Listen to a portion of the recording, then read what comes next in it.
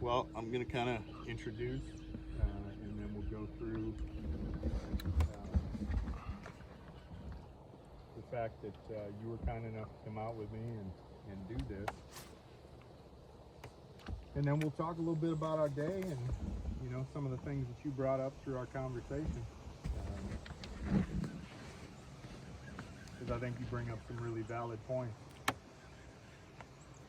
in covering down, certainly on our veteran community, but also just fishing in general, right? We talked about that. You know, you're never going to find a happier place for me than the outdoors. And at the end of the day, the only stuff that I really want to talk about is things that I believe in, things that matter to me. There's enough noise on the internet now that that's not what I want to be. So you had talked about some of those veteran-related considerations and being able to tell a story. Is there anything that you want to talk about?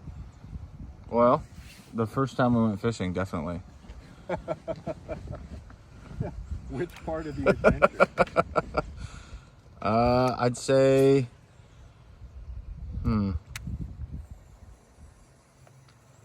I would say keeping calm. So I was freaking out, remember, at the end when we were trying to get out? Oh, yeah. When we were battling Poseidon in your bass boat? Well, you know, it's always fun when you have 21-foot boat and the waves just happen to be about 22 foot apart, and you find yourself nose down going straight into the next wave in submarining. So you had a fantastic nautical experience on our first time out, where the wind kicked up on us.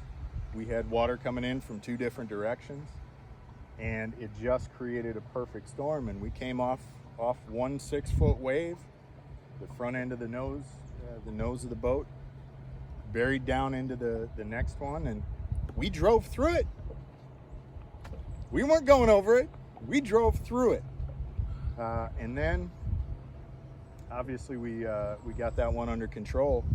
But the biggest thing is cooler heads always prevail. You were fantastic. You were white knuckled, but you didn't know any better at that point. Now on the second one was where it got comical, because at that point you knew that this wasn't supposed to be an all-terrain boating experience. Yeah, that second wave that we submarined the boat through. Oh my gosh.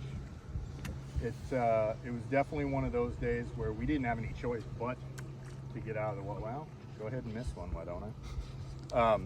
We had no choice but to get back.